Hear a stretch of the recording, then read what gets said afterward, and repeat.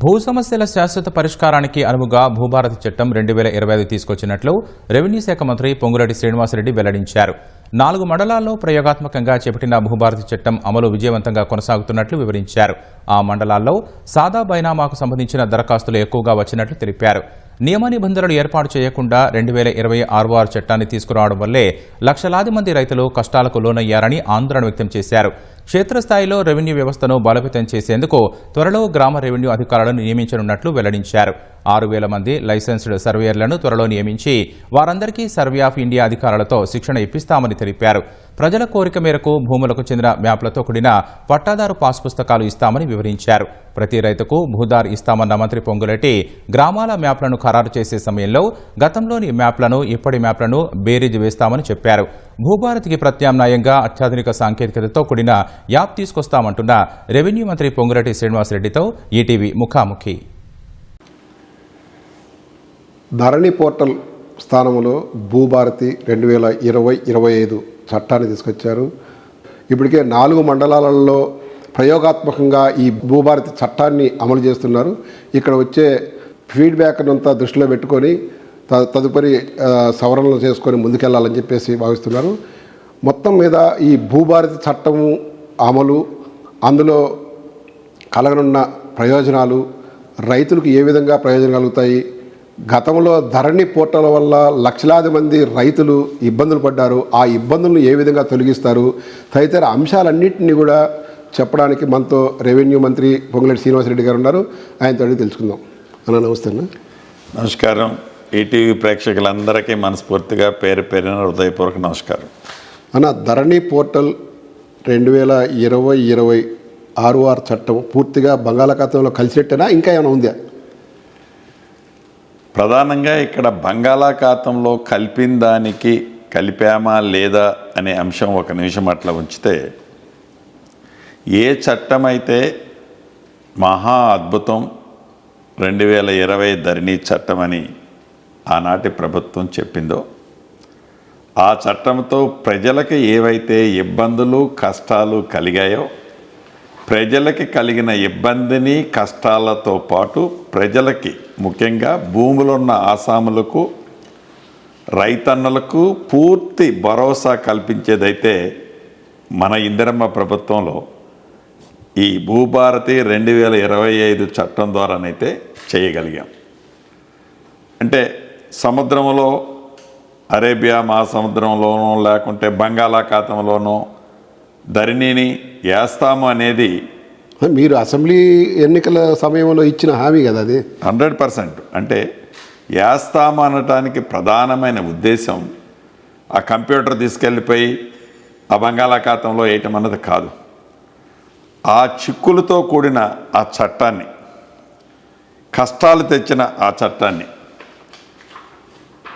పూర్తిగా దాన్ని రూపుమాపుతామని గ్రామీణ ప్రాంతంలో ప్రజలకు అర్థమయ్యే విధంగా బంగాళాఖాతంలో వేస్తామని చెప్పాం. ఆ బంగాళాఖాతంలో వేసినమని చెప్పటానికంటే కూడా ఆ కష్టాల నుంచి, ధరణి కష్టాల నుంచి రాష్ట్రంలో ఉండే రైతన్నలకి భూములున్న ఆసాములకి ఒక భద్రత పూర్తిగా కల్పించామని అయితే చెప్పగలుగుతాను. అలా మొత్తం మనకు 6 చట్టాలు తీసుకుంటే 1948లో ఒకసారి, 71లో ఒకసారి, బీఆర్ఎస్ గవర్నమెంట్ వచ్చినాక 2020లో ఒకసారి తీసుకున్నారు. ఇప్పుడు మీరు 2025 6 చట్టం తీసుకొచ్చారు. ఆ 3 6 చట్టాలకి ఇప్పుడు మీరు తీసుకొచ్చిన 6 చట్టానికి ఉన్న వ్యత్యాసం ఏంటి? తప్పకుండా ఏవైతే 2026 చట్టానికంటే ముందు 2 చట్టాలు వచ్చాయి. అది ఆనాటి ఇందిరమ్మ ప్రభుత్వంలోనే ఆనాటి ఉన్న సాంకేతిక పరిజ్ఞానాన్ని ఉపయోగించుకొని ఆ ఉన్న సాంకేతిక పరిజ్ఞానాన్నే ప్రజలకు ఎక్కడా ఇబ్బంది కలగకుండా, రైతన్నలకు ఇబ్బంది కలగకుండా, భూములున్న ఆసాములకి భద్రత కల్పించే విధంగా ఆనాటి ప్రభుత్వాలు చట్టాలు చేసి, ఆ చేసిన చట్టాలకి నియమ నిబంధనలు ఏర్పరచుకొని అనేక సందర్భాలలో చేసిన చట్టాలని మార్చకుండా నియమ నిబంధనలో ఏదైనా చిన్న చిన్న కరెక్షన్స్ ఉంటే ఆ వచ్చిన ప్రభుత్వాలు ఆ నియమ నిబంధనల రూల్స్ అండ్ రెగ్యులేషన్స్ని కరెక్షన్ చేసుకొని 2020 ముందు వరకు ఏ భూస్వాములైతే భూములున్న ఆసాములైతే ఉన్నారో వారికి పూర్తి భద్రత కల్పించే విధంగా ఆ చట్టాలు ఆనాడు ఏ చట్టం చూసినా ఇందాక మీరు చెప్పినట్లు 30 to 40 ఇయర్స్ ఆ చట్టం చేసిన తర్వాత ప్రజల్లో ఉంది. అంటే ఆ చట్టం యొక్క గొప్పతనం, ఆ చట్టంలో ప్రజలకు ఉపయోగకరమైన అంశాలను చేర్చటమే కాదు, ఇంప్లిమెంటేషన్ చేసేటప్పుడు ప్రజలకు ఎక్కడా ఇబ్బంది కలగకుండా ఉండే విధంగా ఆ చట్టంలో రూల్స్ని కూడా ఫ్రేమ్ చేసే దాంట్లో చిన్న చిన్న కరెక్షన్స్ని అంశాల వారీగా కరెక్ట్ చేసిన సందర్భాలు కూడా ఆనాటి ప్రభుత్వాల్లో కోకొల్లలు ఉన్నాయి. అదే 2020 చట్టం, ధరణి చట్టం చూస్తే చట్టం అయితే చేశారు. ఆ చట్టానికి ఆ చట్టం ఉన్న 3.5 సంవత్సరాలలో లేదా 4 సంవత్సరాల్లో ఏనాడు కూడా ఆ చట్టము చేసిన ప్రబుద్ధులు ఆ చట్టానికి రూల్స్ అండ్ రెగ్యులేషన్స్ అంటే నియమ నిబంధనలు కూడా ఏర్పరచుకోలేదు. దురదృష్టకరం. ఏదైనా ఒక చట్టం చేస్తే ఆ చట్టానికి విధి విధానాలు, చట్టంలో డ్రాఫ్టింగ్ ఉంటుంది, దాన్ని ఇంప్లిమెంటేషన్ చేసే సిస్టాన్ని చాలా కూలంకషంగా రూల్స్ని కూడా ఫ్రేమ్ చేసుకుంటారు. అది ఫ్రేమ్ చేసుకోకుండా ఫస్ట్ 3 మాడ్యూల్స్తో స్టార్ట్ చేశారు ధరణి. దాన్ని 35 మాడ్యూల్స్లోకి పెంచుకుంటూ పోయారు. సరే, అవసరం ఉంది, పెంచామంటున్నారు, దాన్ని కూడా నేను తప్పుపట్టడంలా. ఆ పెంచే సందర్భంగా ఎలానైతే పెంచారో ఆ మాడ్యూల్స్ని, ఆ చట్టంలో ఉన్న కొన్ని అంశాలు ఏవైతే ప్రజలకు ఇబ్బందికరంగా ఉన్నాయో, ఆ చట్టంతో ప్రజలు ఇబ్బంది పడి ప్రజలు ఏదైనా ఒక రిప్రజెంటేషన్ ఇస్తే ఆ రిప్రజెంటేషన్ని షార్ట్అవుట్ చేయగలిగేది, షార్ట్అవుట్ చేసే అధికారి ఒక CCLIనో అదే రకంగా ఒక జిల్లా కలెక్టర్ పరిధిలోనే కాకుండా ప్రజలు విన్నపాలు, వినత పత్రాలు వచ్చిన తర్వాత కూడా అయ్యో బాబో ఈ చట్టంతో మాకు ఇన్ని ఇబ్బందులు కలుగుతున్నాయని లక్షలాది మంది సామాన్య ప్రజ గగ్గోలు పెట్టినా కూడా వినపడనట్టు ఆనాటి ప్రభుత్వ పెద్దలు ఏదైతే సామాన్య ప్రజల్ని ఇబ్బంది పెట్టారో అది చాలా బాధాకరం అనిపిస్తుంది ఇప్పుడు వింటుంటే. అంటే గత 6 చట్టంలో మొత్తం కూడా అధికార కేంద్రీకరణ ఉంది. ఇప్పుడు మీరు భూభారతి తీసుకొచ్చిన తర్వాత అధికార వికేంద్రీకరణ చేసినామంటున్నారు. అంటే ఎవరెవరికి ఏ అధికారాలు ఉంటాయి అసలు? అంటే ప్రధానంగా ఈ చట్టంలో ఎప్పుడూ కూడా పవర్ అనేది సింగిల్ పాయింట్లో ఉండటం వలన అడ్వాంటేజ్ ఎంత ఉందో డిసడ్వాంటేజ్ కూడా అంతకంటే ఎక్కువ ఉంది. ఒక స్టేజ్ వరకు సింగిల్ పాయింట్లో కొన్ని అంశాలు ఉంచడంలో తప్పులేదు. కానీ ఏదైనా ఒక భూమి ఏరియా వేజు 4 ఎకరాల 10 కుంటలు ఆ రైతుకుంటే 10 కుంటలు పడి పానీలో అంటే ఆ ధరణిలో డిస్ప్లే అయ్యి మిగిలిన 4 ఎకరాలు మిస్ అయినా రామారావు బదులు రామ అని పడ్డా, లేకపోతే రావు అని పడ్డా, ఇంటి పేరు తప్పుపడ్డా, సర్వే నెంబర్ తప్పుపడ్డా, వివిధ చిన్న చిన్న కారణాల చేత వారు ప్రభుత్వం ఆనాటి చట్టంతో చేసిన తప్పుల వలన ఆ రికార్డులు తప్పులు వస్తే దాన్ని సరిచేసేయాలన్నా కూడా CCLIకి రావాల్సి వచ్చేది. ఇప్పుడు ఇటువంటి చిన్న చిన్న అంశాలన్నిటి కూడా MRO స్థాయిలోనే మనం డీసెంట్రలైజేషన్ చేసి MRO గారి పవర్స్ ఇచ్చాం. ఏ కారణం చేసైనా ఉద్దేశపూర్వకంగా MRO గారు ఈ రామారావు గారికి సంబంధించిన 4 ఎకరాల 10 కుంటల బదులు వీరు 5 ఎకరాల 10 కుంటలు ఈ రామారావు గారిది పక్కవారి ఆస్తి కూడా ఏదన్నా దీంట్లో అప్పీల్ చేస్తే లేకుంటే 4 ఎకరాల 10 కుంటల బదులు 3 ఎకరాల 10 కుంటలే అప్లోడ్ చేస్తే ఇది నీది ఇంతే ఉందని చెప్తే రామారావు గారు అనే భూమి ఉన్న ఆసామి తప్పకుండా నెక్స్ట్ ఆర్డీఓ గారి దగ్గర పోయి, అయ్యా నాకున్న రికార్డు ఇది, మీ ఎంఆర్ఓ గారు నాకు అన్యాయం చేస్తున్నారని వారు అక్కడ ఒక కాగితం అర్జీ పెట్టుకునే అప్పీల్ చేసుకునే అవకాశాన్ని ఈ చట్టంలో కల్పించాం. ఆర్డీఓ గారు ఎంఆర్ఓ గారు ఇద్దరూ కొల్యూడై మళ్ళీ రామారావు గారికి ఇబ్బంది కలిగిస్తే ఫైనల్గా రామారావు గారు అడిషనల్ కలెక్టర్ గారి దగ్గర కూడా అర్జీ పెట్టుకునే సౌకర్యాన్ని ఈ చట్టంలో కల్పించాం. అంటే ఏ స్థాయిలోనైనా ఆ అధికారి ఈ చట్టాన్ని మిస్యూజ్ చేసే విధంగా మిస్యూజ్ చేసి ఆ భూమి ఉన్న ఆసామినో ఆ రైతన్ననో ఇబ్బంది పెడితే 2020 చట్టంలో ఎక్కడా అప్పీల్ అథారిటీ లేదు.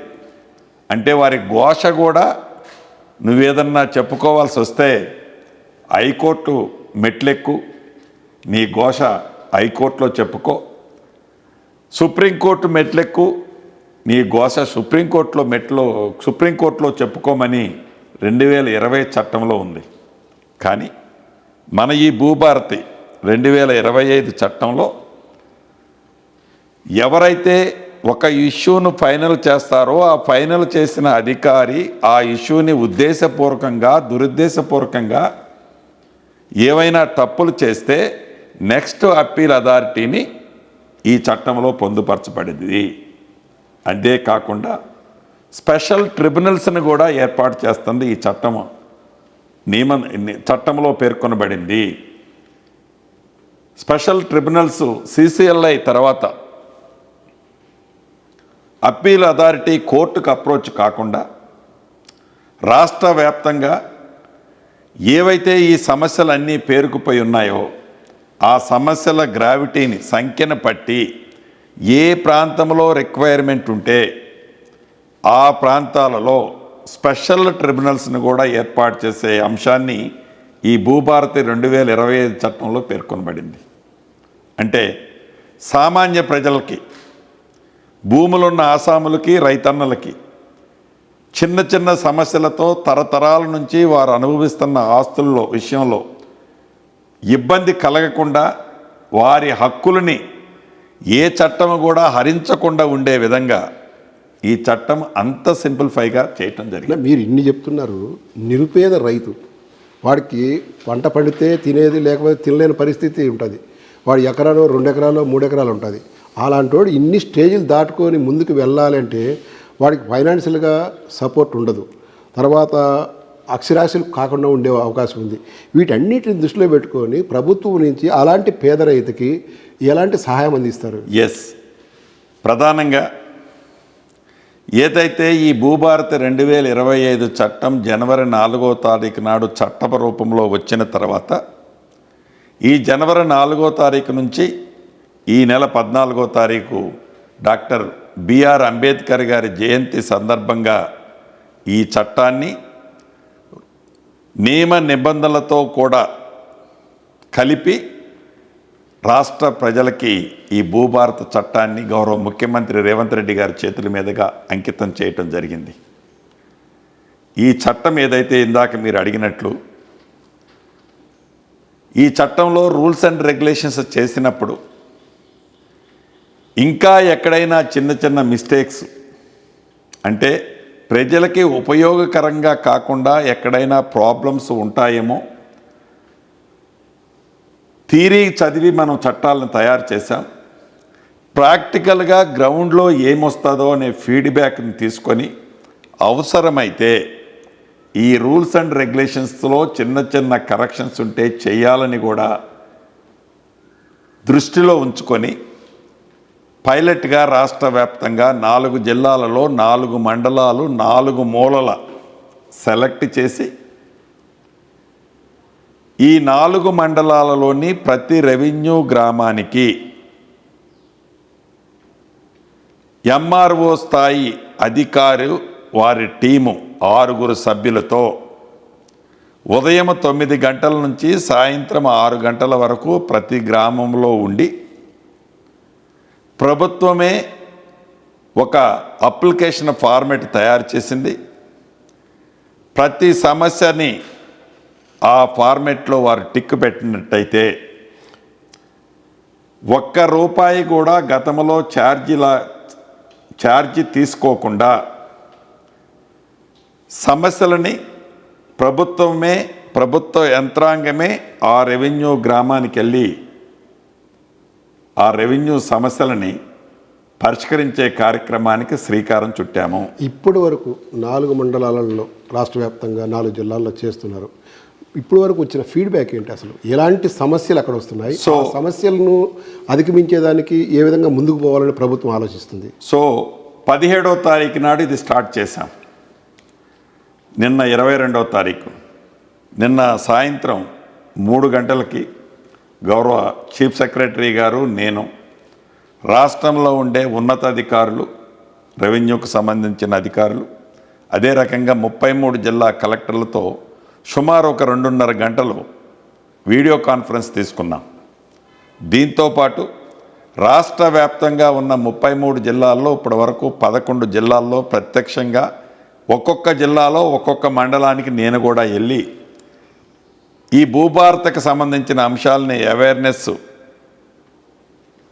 గురించి, ఈ భూభారత చట్టంలో ఉన్న అంశాలను గురించి ఈ 11 జిల్లాల్లో ప్రతి జిల్లాలో ఒక మండలంలో నేను కూడా పాల్గొని ఆ రైతన్నలకు, ఆ భూములు ఉన్న ఆసాములకు వివరించడం జరిగింది. దీంతోపాటు నిన్న రాష్ట్ర వ్యాప్తంగా ఉన్న కలెక్టర్లతో మాట్లాడినప్పుడు సుమారు హైయెస్ట్ అప్లికేషన్స్ ములుగు జిల్లాలోని వెంకటాపురం పైలట్ మోడల్ మండలంగా ఉంది. సుమారు 3,300 అప్లికేషన్లు వచ్చాయి. అదే రకంగా గౌరవ ముఖ్యమంత్రి రేవంత్ రెడ్డి గారి నియోజకవర్గంలోని మండలంలో సుమారు ఒక 382 అప్లికేషన్లు వచ్చాయి. నా నియోజకవర్గానికి సంబంధించి నేలకొండపల్లిలో కూడా 395 అప్లికేషన్లు వచ్చాయి. అదే రకంగా కామారెడ్డి జిల్లాలోని ఎల్లారెడ్డి కాన్స్టిట్యున్సీలో ఆ మండలంలో సుమారుగా అక్కడ కూడా అరౌండ్ 300+ అప్లికేషన్స్ వచ్చాయి. అంటే ఈ వచ్చిన వాటిల్లో ఎలాంటి సమస్యలు ఉన్నాయి? ఏవైతే ఈ అప్లికేషన్స్ వచ్చిన దాన్నే చాలా క్షుణ్ణంగా గౌరవ సిఎస్ గారు, నేను నిన్న రివ్యూ చేసినప్పుడు ప్రధానమైన అంశాలు హైయెస్ట్గా సాదా బైనామాలకు సంబంధించిన అంశం. ఈ సాదా బైనామాలకు సంబంధించిన అంశం ఏదైతే ఉందో ప్రజలందరికీ తెలుసు. మళ్ళీ నేను దాన్ని ఒకసారి ప్రజలకి ఆనాటి ప్రభుత్వం 2020 చట్టంలో ఎంత తప్పు చేశారన్నది చెప్పాల్సిన సందర్భం వస్తుంది కాబట్టి చెప్తున్నాను. 2020 చట్టంలో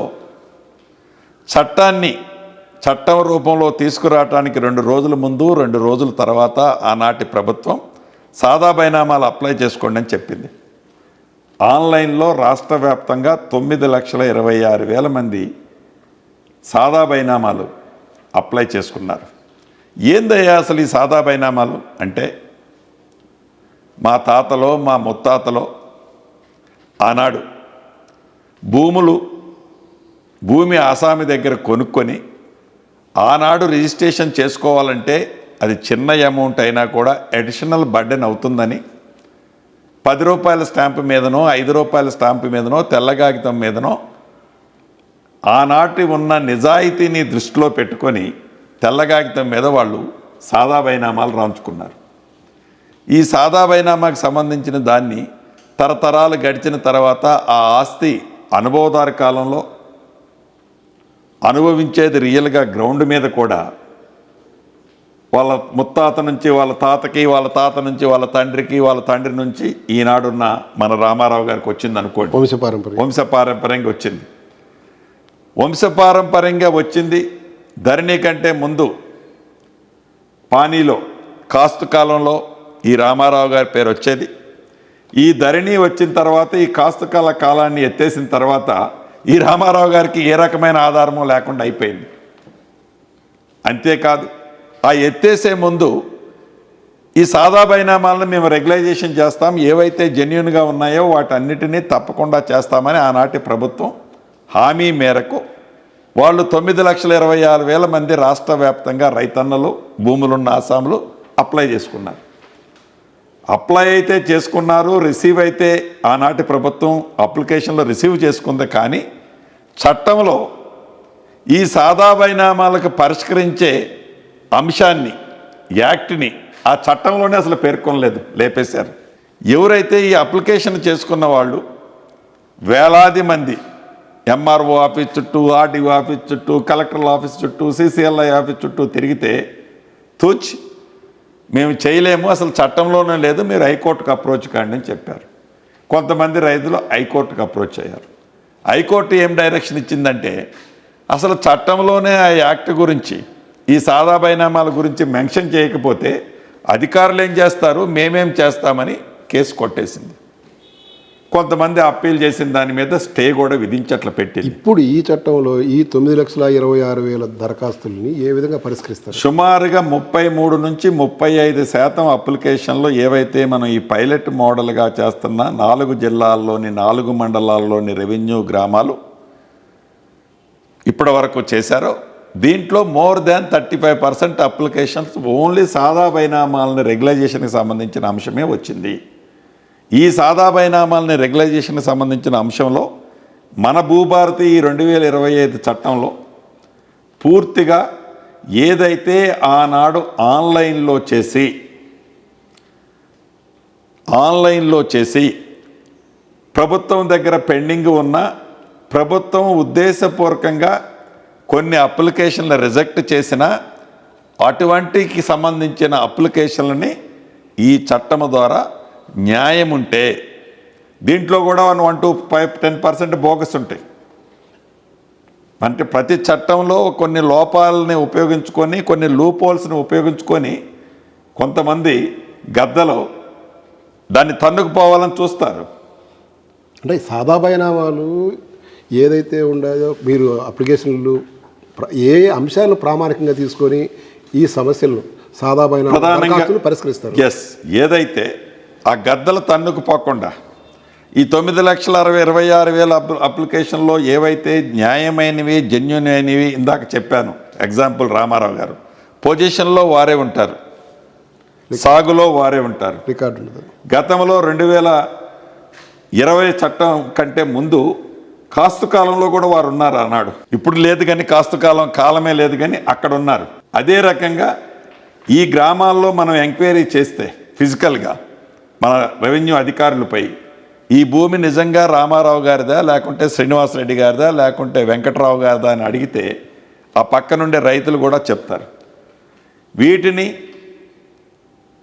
వీటినన్నిటినీ ఆధారంగా న్యాయమైనవి, జెన్యున్ అయినవి, రీజనబుల్గా ఉన్న వాటిని అన్నిటినీ ఈ సాదా బైనామాలని పరిష్కరించే అంశాన్ని మన ఈ 2025 చట్టంలో పేర్కొన్నాము. అంటే ఆ 9,26,000 లేకపోతే కొత్తగా ఎవరన్నా సాదా బైనామాలు ఉంటే కూడా వాళ్ళే కూడా చేస్తారా? చట్టంలోనైతే చాలా క్లారిటీగా మెన్షన్ చేశాం. కేవలం ఆ 9,26,000 మంది ఏవైతే ఆన్లైన్లో చేయబడి ఉండి వివిధ కారణాల చేత ఉద్దేశపూర్వకంగా రిజెక్ట్ చేసిన, లేకుండా పెండింగ్ ఉన్న వాటిని కన్సిడర్ చేద్దాము అనేది చట్టము చేసేటప్పుడే ఆ నిర్ణయం తీసుకోవటం జరిగింది. గత ప్రభుత్వంలో రెవెన్యూ వ్యవస్థ మొత్తం బలహీనపడింది. క్షేత్రస్థాయిలో విఆర్ఓలు కానీ విఆర్ఏలు లేకుండా చేశారు. మేము వచ్చిన తర్వాత రెవెన్యూ వ్యవస్థను బలోపేతం చేస్తాము, విఆర్ఏ వ్యవస్థ తిరిగి తెస్తామంటున్నారు. ఎప్పటి లోపల ఈ వ్యవస్థ వస్తుంది? ఎప్పటి లోపల ఇది బలోపేతం అవుతుంది? నిజం. ఎందుకంటే చాలా నాకు నవ్వు వస్తుంది, కానీ ఒక పక్క బాధ కూడా అనిపిస్తుంది. ఆనాటి గౌరవ ముఖ్యమంత్రి గారు ఎక్కడో వారి బంధువులకు సంబంధించిన ఒక గ్రామంలో ఆ విఆర్ఓనో గౌరవ ఆనాటి ముఖ్యమంత్రి గారు చెప్పింది వినలేదని, ఓహో అసలు ఈ వ్యవస్థే ఒక రాక్షస అవతారం ఎత్తిన వ్యవస్థగా చిత్రీకరించి ఆ వ్యవస్థనే రద్దు చేయాలని అర్ధరాత్రి వారు 4 గోడల మధ్య వారు 4-3 కూర్చున్న సందర్భంలో తీసుకున్న నిర్ణయమే 10,956 రెవెన్యూ గ్రామాలు ఈ తెలంగాణ రాష్ట్రంలో ఉన్నాయో ఈ 10,956 గ్రామాలకు సంబంధించిన రెవెన్యూ గ్రామాల్లో ఉండే విఆర్ఏ విఆర్ఓ ఓలు సుమారు 23,000 మంది పైగా ఉంటే వీరి మొత్తాన్ని తెల్లారి పొద్దున్నే 8:30కి ఒక్క పెన్నుపోటుతో ఆ వ్యవస్థని మొత్తాన్ని అక్కడి నుంచి పీకి బయటపడేశాడు. చెట్టుకోకల్ని పుట్టకోకల్ని వేశాడు. వేసి వాళ్ళలో సుమారుగా మన ఇందిరమ్మ ప్రభుత్వం వచ్చేంత వరకు మోర్ దాన్ 14,000 ఎంప్లాయీస్ రోడ్డు మీద గాలికి వదిలేశారు.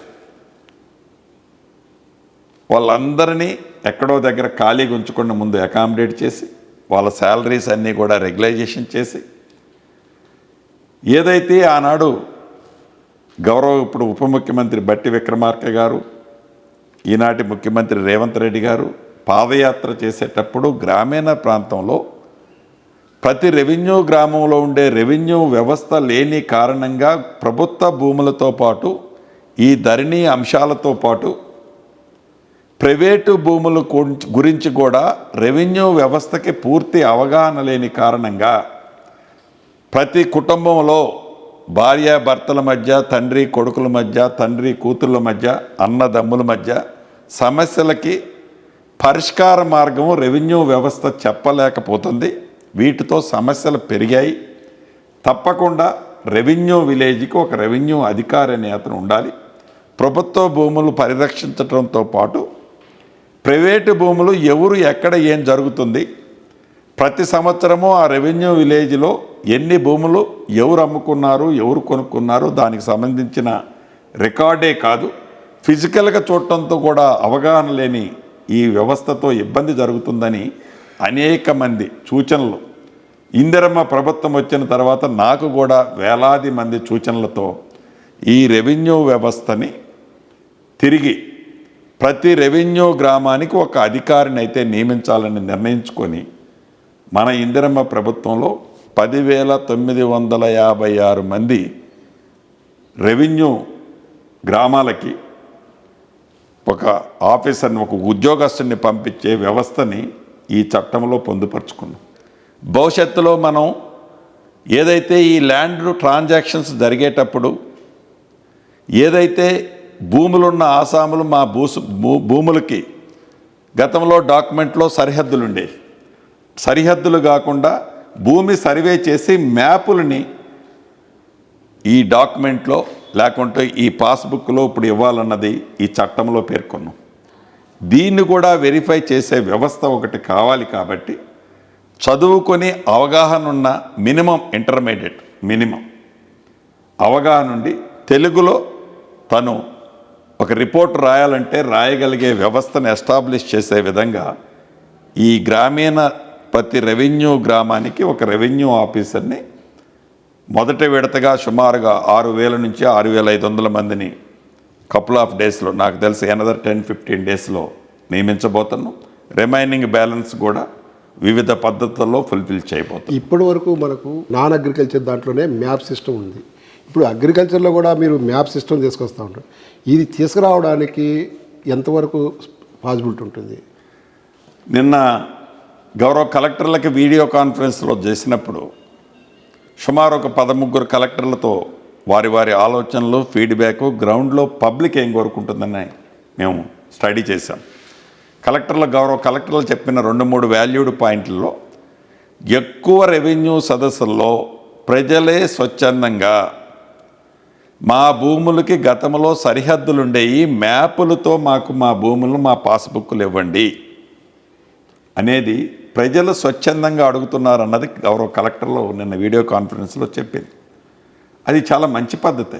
అంటే కానీ ప్రభుత్వం ఉద్దేశపూర్వకంగా మా అభిప్రాయాలని ప్రజల మీద రుద్దొద్దు అనేది ఏజెండాలో ఉన్నా, కానీ రిజిస్ట్రేషన్ టైంలో మస్ట్ అండ్ షుడ్ మ్యాప్ అనేది పెట్టాలని, స్వచ్ఛందంగా ఏ రైతన్నా ఏ భూమి ఉన్న ఆసామైనా నా భూమికి సరిహద్దులతో పాటు మ్యాప్ నేను చేయించుకుంటాను, మ్యాప్ నేను సర్వే చేయించుకొని దాన్ని కూడా నా పాస్బుక్లో అప్లోడ్ చేయమని స్వచ్ఛందంగా ఏ రైతు అడిగినా అది చేసే వెసులుబాటుని కూడా ఈ చట్టంలో కల్పించాం. చట్టంలో కల్పించారు కానీ క్షేత్రస్థాయిలో సర్వే చేసి సరిహద్దులు పర్ఫెక్ట్గా చేసే వ్యవస్థ లేదు. ఆ వ్యవస్థను ఏ విధంగా బలోపేతం చేస్తారు? మీరు 6,000 మంది సర్వేయర్లను ప్రైవేటుగా లైసెన్స్ ఇస్తామంటున్నారు. వాళ్ళని ఏ విధంగా తీర్చిదిద్దుతారు? శిక్షణ ఏ విధంగా ఇస్తారు? వాళ్ళని ఎట్లా ప్రామాణికంగా తీసుకుంటారు? వాళ్ళు ఇచ్చే సర్వే రిపోర్ట్ మీరు ఏ విధంగా దాన్ని అథెంటికేషన్ చేస్తారు? సో ఏదైతే ఈ సర్వే వ్యవస్థ ఆనాటి 10 సంవత్సరాల్లో చాలా క్షీణించిపోయింది. ఇప్పుడు సుమారుగా 382 మందో ఏమో సర్వేర్లు రాష్ట్ర వ్యాప్తంగా ఉన్నారు. అది మోర్ దాన్ 4 డిజిట్స్లో ఉండాలి. సో మేము వచ్చిన తర్వాత కూడా recruitment process remaining balance 1000 minimum ఉండాలి అనేది రిక్రూట్మెంట్ ప్రాసెస్ కూడా స్టార్ట్ చేశాం. వివిధ రాష్ట్రాల్లో ఈ భూభారత చట్టాన్ని తయారు చేసే సందర్భంగా దేశవ్యాప్తంగా 18 రాష్ట్రాల్లో మన టీము పర్యటించినప్పుడు ఈ సర్వేకి, సర్వే మ్యాపులు, సర్వే వ్యవస్థ మీద కూడా దృష్టి పెట్టింది చట్టంతో పాటు. అన్ని రాష్ట్రాలలో మన పక్కనున్న కర్ణాటక రాష్ట్రంలో సుమారు ప్రభుత్వానికి సంబంధించిన సర్వేలు కానీ, గవర్నమెంట్ లైసెన్స్ ఇచ్చిన సర్వేలు కానీ సుమారు అక్కడ 15,000 16,000 మంది ఉన్నారు. మన పక్కన ఆంధ్రప్రదేశ్ రాష్ట్రంలో కూడా 10,000 కాదు 14,000 మంది ఉన్నారు. మహారాష్ట్రలో 23,000 మంది ఉన్నారు. ఇలా ఏ రాష్ట్రంలో చూసినా మోర్ దెన్ 10,000 మెంబర్స్, అది ప్రభుత్వం ప్లస్ ప్రైవేటు లైసెన్స్డ్ సర్వేలతో కలిపి ఉన్నారు. సో దీన్ని దృష్టిలో పెట్టుకొని ఈ సర్వే మ్యాప్లు ఎస్టాబ్లిష్ చేయాలన్నా, సర్వేని పకడ్బందీగా నిర్వహించాలన్నా ప్రభుత్వం వెరిఫికేషన్ చేసి సిస్టాన్ని పెట్టి ప్రైవేటు సర్వేలని మినిమం ఇంటర్మీడియట్ మ్యాథ్స్లో క్వాలిఫికేషన్ ఉండి ఆ పైన అర్హత ఉన్న వాళ్ళని వివిధ టెస్టుల ద్వారా వాళ్ళని ఫైనల్ చేసి ఆ ఫైనల్ చేసిన వాళ్ళని పర్ఫెక్ట్గా సర్వే ఆఫ్ ఇండియా వాళ్ళ టీంతో ఒక 90 days సర్వే ట్రైనింగ్ ఇప్పించి వారికి ప్రభుత్వం ఒక లైసెన్స్ ఇచ్చి ఈ లైసెన్స్తో పాటు సర్వే చేసేటప్పుడు అయ్యే ఖర్చు రేటుని ఎకరానికి పక్క రాష్ట్రాల్లో ఉన్నదాన్ని దృష్టిలో పెట్టుకొని దానికంటే కొంచెం తగ్గించి ఇక్కడ ఆ రేటు కూడా ఫిక్స్ చేసి ఒక సిస్టమేటిక్గా ప్రతి మండలంలో, ప్రతి పట్టణంలో, హైదరాబాద్ మహానగరంలో కూడా భవిష్యత్ రోజుల్లో సర్వేకి ఎక్కడా ఇబ్బంది కలగకుండా ఉండే విధంగా ఒక వ్యవస్థని ప్రభుత్వానికి భారం పడకుండా, సామాన్య ప్రజలకి ఇబ్బంది కలగకుండా దాన్ని ఒక పూర్తి ప్లెడ్జ్లో నిన్ననే ఆల్మోస్ట్ ఒక ఫైనల్ చేశాను. నిన్న ఈవినింగ్ ఈ చట్టంలో పెట్టాం. గ్రౌండ్ మీద కూడా ఇంప్లిమెంటేషన్ జరగబోతుంది. ఎవరైతే లైసెన్స్డ్ సర్వేలు ఉన్నారో వాళ్ళు ఇచ్చే రిపోర్టు ఫైనలా, లేకపోతే గవర్నమెంట్ సర్వేలు మళ్ళీ దాన్ని అథెంటికేషన్ చేయాల్సిన అవసరం ఉందా? ప్రైవేటు లైసెన్స్ సర్వేయర్ ఇచ్చిన ఆ మ్యాప్ని ఆ మండలంలో ప్రతి మండలానికి తక్కువలో తక్కువ ఒక గవర్నమెంట్ సర్వేయర్ ఉంటాడు. ఆ గవర్నమెంట్ సర్వేయర్ తప్పకుండా సర్టిఫై చేయాల్సిందే. ఆ చేసిన దాన్ని ఆ రిజిస్టర్డ్ డాక్యుమెంట్లో కానీ, ఆ పాస్బుక్లో కానీ ఆ సర్వే మ్యాప్ని అప్లోడ్ చేయటం జరుగుద్ది. మీరు భూ ఆధార్ ఇస్తూ ఉంటారు, మనకి ఎట్లయితే ఆధార్ ఉండదో ఆ విధంగా భూ ఆధార్ కూడా చేస్తూ ఉంటారు. అది భూ ఆధార్ అనేది పర్మనెంట్గా ఒకేసారి ఇస్తారా, లేకపోతే మొదట తాత్కాలికంగా ఇచ్చి తర్వాత దాన్ని పర్మనెంట్గా చేస్తారా? ఇక్కడ 2 అంశాలు ఉన్నాయి. ప్రతి మనిషికి ఆధార్ ఎలా ఉందో ప్రతి రైతన్నకి ఒక భూదారు కోడ్ కూడా ఇవ్వాలన్నది ప్రభుత్వం యొక్క చిత్తశుద్ధితో ఆలోచన ఉంది. అయితే ఈ భూదారు ఇవ్వటానికి ఇక్కడ ఒక అంశము ఇబ్బంది కలుగుతుంది. ఆ భూమికి సంబంధించిన సర్వే మ్యాప్ ఇతరత్ర సంబంధించిన పూర్తి వివరాలు కరెక్ట్ ఎగ్జాక్ట్లీ అటువంటి మ్యాపులు గతంలో మన దగ్గర లేవు. సో దాన్ని దృష్టిలో పెట్టుకొని ఏదైతే ఈ భూదారి ఇవ్వాలి అని నిర్ణయించామో ఫస్ట్ విడత ఇందాక మీరు అన్నట్టు ప్రజలు కోరుకుంటున్నట్లు ఫస్ట్ విడత టెంపరవరీ ఒక ఐడి నెంబర్ ఇద్దామనుకుంటున్నాం. దీన్ని కూడా మోడల్గా కొన్ని మండలాల్లో ప్రాక్టికల్గా కొన్ని రోజులు రిలీజ్ చేసి దాంట్లో వచ్చే పరిణామాలన్నింటినీ దృష్టిలో పెట్టుకొని దాన్ని స్టేట్ వైడ్ లైక్ ఇందాక ప్రతి మండలంలోనికి ఏదైతే మోడల్గా 4 మండలాలు చేస్తున్నామో ఇదే పద్ధతిలో ఈ భూదారిని కూడా పైలట్ కింద కొన్ని మండలాలు చేస్తాం. ఆ చేసిన మండలాల్లో వచ్చిన result couple of months wait చేసి రాష్ట్ర వ్యాప్తంగా దాన్ని కూడా ఇంప్లిమెంట్ చేస్తాం. ఇప్పుడు గ్రామాలు తీసుకుంటే కూడా ప్రతి గ్రామానికి ఒక సరిహద్దు, ఆ గ్రామ పరిధిలో భూములు ఏమేమి ఉన్నాయి, తర్వాత నాన్ అగ్రికల్చర్ ల్యాండ్స్ ఏమి ఉన్నాయి, భవనాలు ఏమి ఉన్నాయి, ఇవన్నీ కూడా ఉండేవి. ఈ ధరణి పోర్టల్ వచ్చిన తర్వాత చాలా వరకు అస్తవ్యస్తమైందని ఒక ప్రచారం జరుగుతుంది. ఇది ఎంతవరకు కరెక్టు? ఒకవేళ అలాంటిది జరిగి ఉంటే దాన్ని సవరించేదానికి, సరిదిద్దేదానికి ఈ ప్రభుత్వం ఏం చేస్తుంది? ఏవైతే గతంలో మ్యాపులు అనేవి ఉన్నాయో వాటిని యాజ్ ఇట్ ఈజ్గా ఆ మ్యాపులు తప్పులు తడకలు ఉన్నాయో వాటిని కూడా ఆనాటి ప్రభుత్వం అద్భుతంగా మేము అప్లోడ్ చేశాము ఆన్లైన్లోనని చూపించుకొని వచ్చింది. దాన్ని క్షుణ్ణంగా పరిశీలించిన తర్వాత ఆ నక్షాకు సంబంధించిన దాంట్లో కానీ ఆ విలేజ్ మ్యాపులు కానీ ఒకప్పుడు ఎప్పుడో 30 years 40 years క్రితం హైదరాబాద్ ఎగ్జాంపుల్ తీసుకుందాం, కరీంనగరే చూద్దాం, వరంగలే చూద్దాం, ఖమ్మమే చూద్దాం, నిజామాబాదే చూద్దాం. ఆనాటి పరిస్థితుల్లో 30-40 years క్రితం వ్యవసాయంగా టౌన్ కొద్దిగా ఉండేది, వ్యవసాయం ఎక్కువ ఉండేది. వీటన్నిటినీ దృష్టిలో పెట్టుకొని ఆ మ్యాపుల యొక్క స్వరూపమే మారిపోయింది. ఇప్పుడు వానికి సంబంధించిన దాంట్లో లేటెస్ట్ మ్యాపుల్ని సేకరించేటానికి ప్రణాళికబద్ధంగా నిన్ననే మళ్ళీ అధికారులతో సెకండ్ హాఫ్లో నేను కూర్చొని డిస్కస్ చేసినప్పుడు సర్వే ఆఫ్ ఇండియా వాళ్ళని కూడా పిలిచి మాట్లాడటం జరిగింది. మోడల్గా రాష్ట్ర వ్యాప్తంగా ఒక 10 విలేజెస్ని ఐడెంటిఫై చేస్తున్నాం. ఈ 10 విలేజెస్లో కొన్ని పట్టణాలు, కొన్ని గ్రామాలు ఉంటాయి. ఈ గ్రామాలు పట్టణాలకు సంబంధించిన ఏరియాల నుంచి మ్యాప్ ఫొటోస్ తీసుకొని దాన్ని ప్రీవియస్ ఉన్న మ్యాప్ మీద సూపర్ ఇంపోజ్ చేసి ఇటువంటి మ్యాపుల్లో ప్రత్యక్షంగా కూడా ప్రాక్టికల్గా ఫిజికల్గా సర్వే చేసి వాటిని బేరీజు వేసుకొని అప్పుడు వాటిని నిజ నిర్ధారణ చేసిన తర్వాత రాష్ట్ర వ్యాప్తంగా అటువంటి మ్యాపులన్నిటినీ ప్రతి రెవెన్యూ విలేజ్కి సంబంధించిన దాన్ని ఫైనల్ చేసి అప్లోడ్ చేయాలన్నదే ఈ ప్రభుత్వం యొక్క ముఖ్య ఉద్దేశం. ఆ దిశలోనే ప్రాక్టికల్గా కపుల్ ఆఫ్ డేస్లో ఈ 10 పట్టణాలు, గ్రామాలు కలిపి చేయబోతున్నాం. ఇప్పుడు జూన్ 2వ తేదీ నుంచి ఆగస్టు 15వ తేదీ వరకు రెవెన్యూ సదస్సులు మొత్తం రాష్ట్ర వ్యాప్తంగా పెట్టాలనుకుంటున్నారు. అంటే ఏ ఉద్దేశంతో పెడుతున్నారు? అక్కడ ఏ సమస్యలు పరిష్కరించేదానికి అవకాశం ఉంటుంది క్షేత్రస్థాయిలో? నిన్న ఏదైతే వీడియో కాన్ఫరెన్స్ కలెక్టర్ల ద్వారా డిస్కస్ చేసిన తర్వాత మేము అనుకున్న దాంట్లో చిన్న చిన్న కరెక్షన్స్, డేట్లు వేసి కొన్ని కరెక్షన్స్ చేసుకున్నాం. ఏదైతే పైలట్ మోడల్లో 4 జిల్లాల్లో 4 మండలాల్లో ప్రతి రెవెన్యూ విలేజ్కి ఎంఆర్ఓ స్థాయి అధికారులు ఆ రెవెన్యూ గ్రామాల్లోకి వెళ్ళి అధికారులే వెళ్ళి ఈ అప్లికేషన్లు సేకరించి వాటిని పరిష్కరించి వీలైనన్ని పాజిటివ్గా న్యాయమైన వాటిని పరిష్కరించి జూన్ 2వ తారీఖు నాడు వీలైనంత వరకు ఆ 4 మండలాల్లో రెవెన్యూ సమస్యలు లేకుండా చేయాలన్నది మోడల్గా ముందు అనుకున్నాం. ఇన్ కంటిన్యూషన్ ఆఫ్ దట్ మిగిలిన రాష్ట్రంలోని అన్ని మండలాల్లో ఈ 4 మండలాలు కాకుండా అన్ని జిల్లాల్లోని అన్ని మండలాల్లో ఈ చట్టం మీద అవగాహన కల్పించాలని, ఈ అవగాహన కల్పించే అధికారులు కూడా గౌరవ కలెక్టర్ గారే తప్పకుండా ఉదయం ఒక మండలం, సాయంత్రం ఒక మండలంలో ఈ అవగాహన సదస్సులో couple of hours time spend చేయాలని గౌరవ ముఖ్యమంత్రి రేవంత్ రెడ్డి గారు కలెక్టర్లకు ఆదేశిస్తే అదే పద్ధతిలో సుమారు 230 మండలాలు ఇప్పటి వరకు కలెక్టర్లు ఈ అవగాహన సదస్సు రాష్ట్ర వ్యాప్తంగా అన్ని జిల్లాల్లో నిర్వహించారు.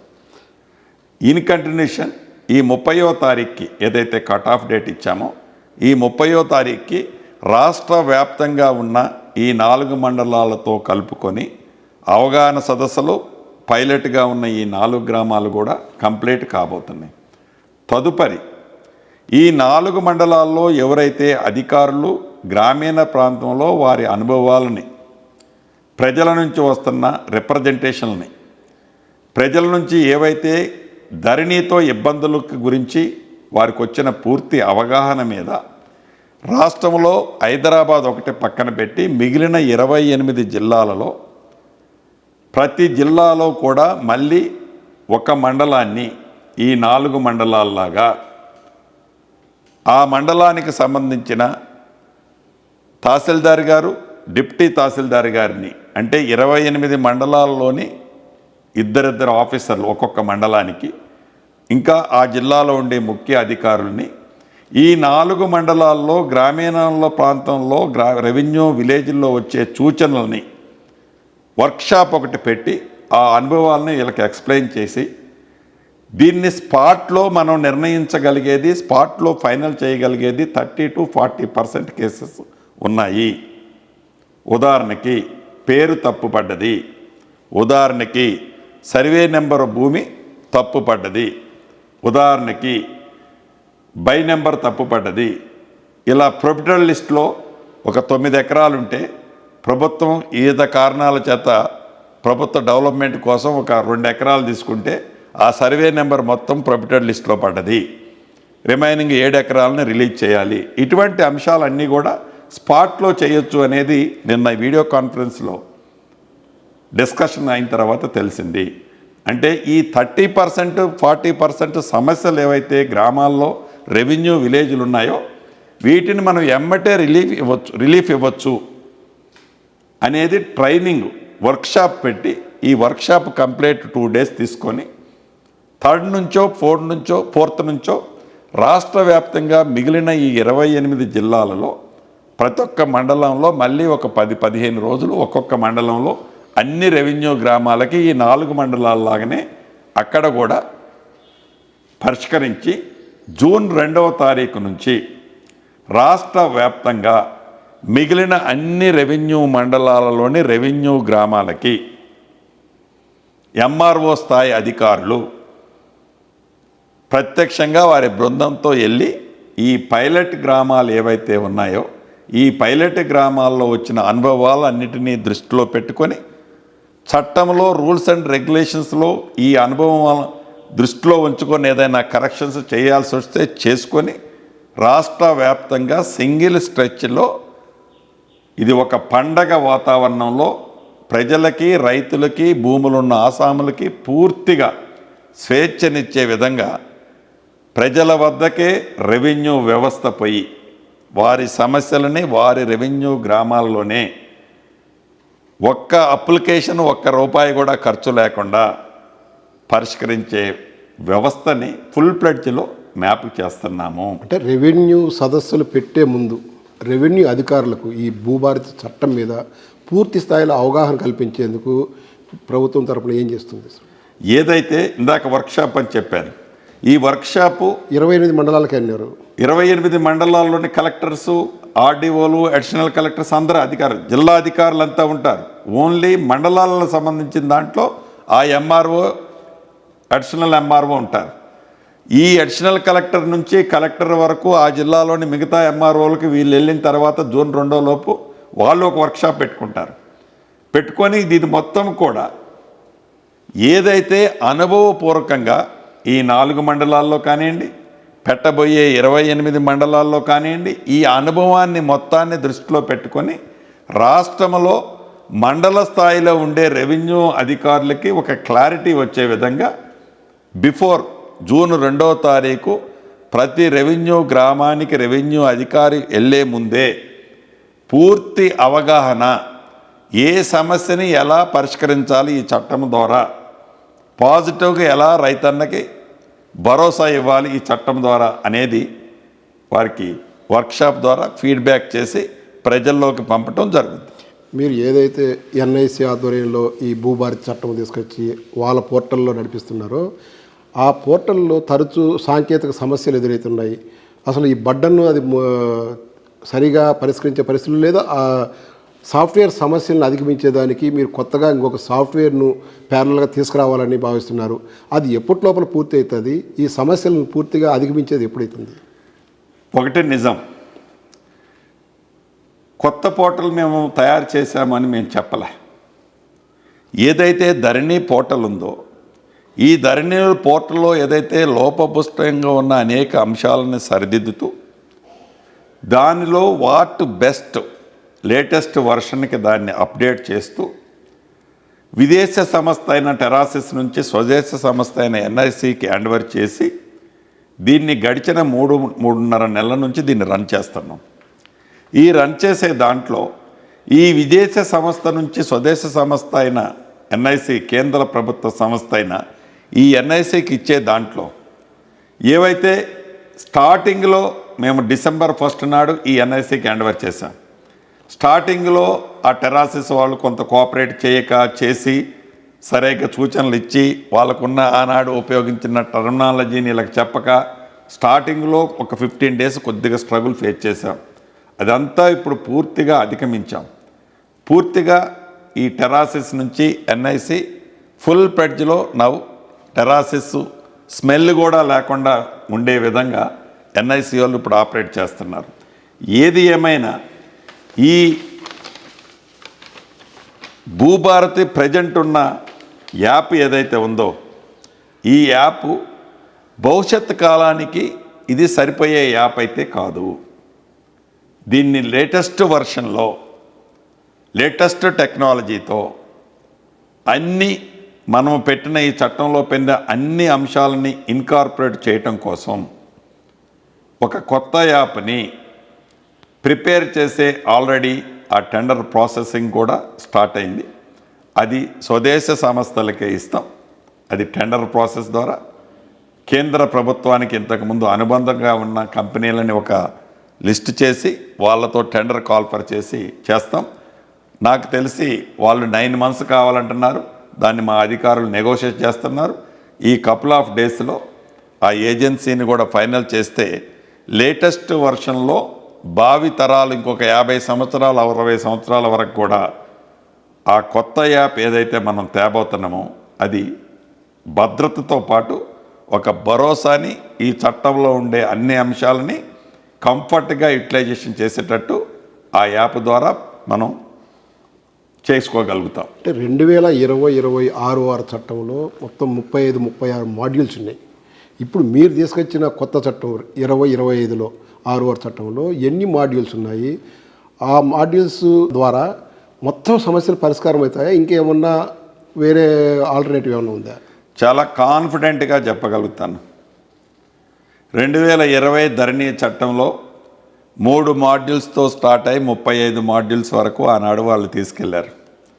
సార్ తీసుకెళ్ళిన దాని మీద నేను తప్పు పట్టడంలే. ఆ మాడ్యూల్స్ ప్రజలకి సౌకర్యార్థం లేవు అన్నది నా పాయింట్. మన ఈ భూభారతి 2025 చట్టంలో 6 మాడ్యూల్స్తో మనం అన్ని అంశాలు దాంట్లో పొందుపరిచాం. అంటే ఎక్కువ మాడ్యూల్స్ ఉండటం వలన ప్రజలు కన్ఫ్యూజ్ అయ్యి ఒక మాడ్యూల్లో అప్లోడ్ చేయాల్సిన వాళ్ళ సమస్యని ఇంకొక మాడ్యూల్లో అప్లోడ్ చేస్తే నువ్వు ఈ మాడ్యూల్లో చేసావు కాబట్టి ఆటోమేటిక్గా మేము రిజెక్ట్ చేస్తున్నామని అక్కడ రిజెక్ట్ చేశారు. తక్కువ మాడ్యూల్స్ పెట్టడం వల్ల ఈ అప్లోడ్ చేసుకునేది ప్రాపర్గా అప్లోడ్ చేసుకోగలుగుతారని దీన్ని మినిమైజ్ చేయగలిగాం. భవిష్యత్తులో కొత్త వర్షన్ వచ్చిన తర్వాత ఈ అప్లోడ్ చేసే మాడ్యూల్ ఏ మాడ్యూల్ 6 చేసినా ఒకదాని బదులు ఒకదాన్ని చేసినా ఈ లేటెస్ట్ టెక్నాలజీని వాడి సింగిల్ మాడ్యూల్గానే ఇది రాబోతుంది. ఎప్పటి లోపల భూభారతి పూర్తి స్థాయిలో రాష్ట్రంలో అమలులోకి వస్తుంది? ఇవన్నీ హర్డిల్స్ అన్నీ అధిగమించి 2 things ఇక్కడ 2 verticals. ఒకటి చట్టం అమల్లోకి రావటం ఒకటి, రెండవది ఈ యాప్ పూర్తిగా అప్డేట్ కావటం అనేది రెండవది. చట్టము ఈ చట్టము అమల్లోకి రావటం అనేది June 2వ తారీఖు నుంచి ప్రతి రెవెన్యూ గ్రామానికి ఈ చట్టాన్ని ఇంప్లిమెంటేషన్ చేయబోతున్నాం. ఇక 2వ వర్షన్ వర్టికల్ వర్షన్లో ఈ యాప్కి సంబంధించిన దాంట్లో ఉన్న యాప్ని అప్డేషన్ చేసి యూటిలైజేషన్ చేస్తున్నాం.